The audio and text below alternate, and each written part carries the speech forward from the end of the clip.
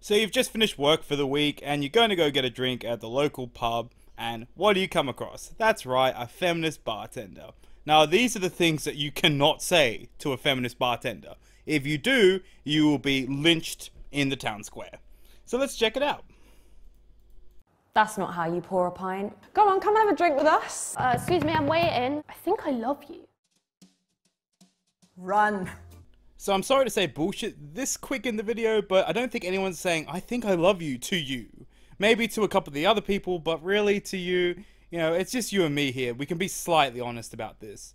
And what you'll notice about this particular video is most of the stuff that people are saying to these women is so innocuous, and they're just bitching about it for some reason. Really, feminism needs to go away quite quickly, as it is actually okay for men to hit on women. As, what, do you just want to be alone? Do you want men just to be alone their entire life? It just seems a bit slack. Whoa! Waves money in your face. Serve me. No, just no. They think that them waving it in your face will make you like run over the, oh wait, shit, sorry, I didn't know you had money, sorry. Yep. Everyone else is paying in stones, but you have fucking money. You're not gonna get served any faster if you order waving your money in the air like I am some sort of cattle at an auction. Look at that Asian woman's face. It's like she's asking herself, what have I done with my life that I am currently in this position? Why are we still here? Just to suffer? Every night, I can feel my leg, and my arm, even my fingers. The body I've lost. The comrades I've lost won't stop hurting. It's like they're all still there. You feel it too, don't you? Like, holy shit. And maybe they're waving the money in your face because you're being insanely slow, probably because you're ruminating on the sexist comment that some man said to you. Oh, my favourite. Give us a smile, love. Oh. It's 3 in the morning. I've forgotten how to smile. It's always saying it when you've done a long shift already. Oh, yeah. I might have had the worst day ever. You might have had the worst day ever. I might have lost someone. My grandmother could have died. If your grandmother has just died, maybe don't come into work. And I've really hated this particular point whenever feminists, campaign against people telling women to smile. You're doing a job. If it was a man that was scowling and looked like he wanted to, shoot up the bar, I would tell him to smile as well. Because, you're in customer service. You're serving them. Maybe they've had a shit week as well. They just want to drink and, you look like you want to murder people. So, really, feminism is just dead at this point, as this is really what they're advocating for. Oh no, poor women are told to smile. We must help them now. But you're telling me to smile. I'll have a pint of lager and your number. Okay, I'm really sorry to say this once again, but I don't think anyone's saying I'll have your number unless they're to the point where they're blacking out. Like, you're probably a very, very nice person, but BBC 3, I guess this is pretty freaking slack, as I don't honestly think anyone with a sound mind is going to be asking for her number. And yet, people are going to rag on me. It's BBC's the one that's doing this. Why give it to her? It's that easy. You just got my number. Yes, let's go. We're gonna Do run it away. now. No. No. I was checking my phone quickly. It was like, some guy was like, can I have your number? I was like, oh, I haven't got a phone. Yeah. Like, it's just like, but I just saw you put it away. I was like, I haven't got a phone. Yeah. Like, Your eyes were deceiving you.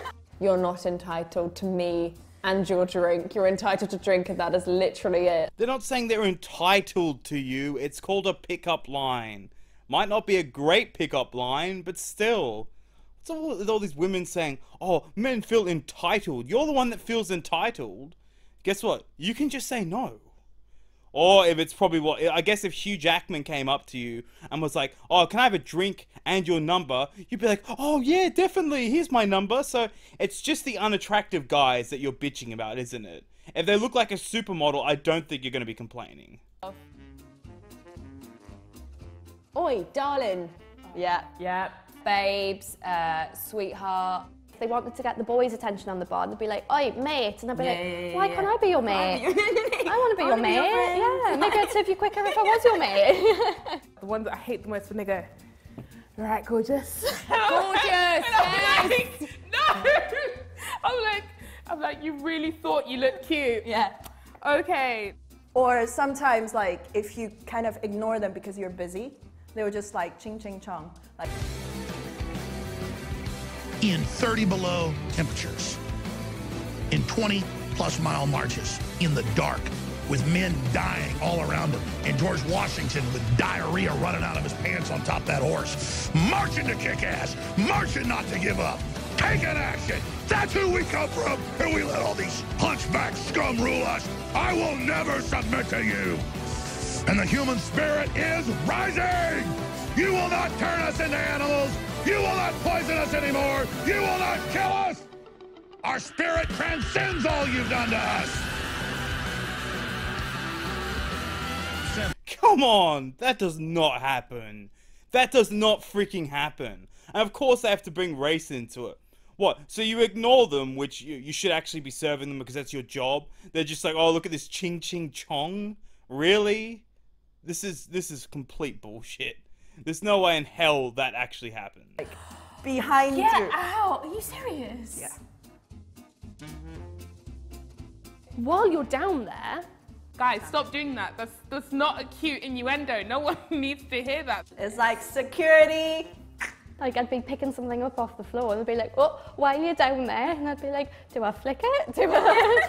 Like, I don't know. People ask me to reach for certain things behind the bar. They would just go with the full They body just go thing. straight to the boobs, and you're just like, I mean, they're there, and congrats for finding them. And he was like, "Oh, it was really interesting watching you shake cocktail because now I know how good you look in bed."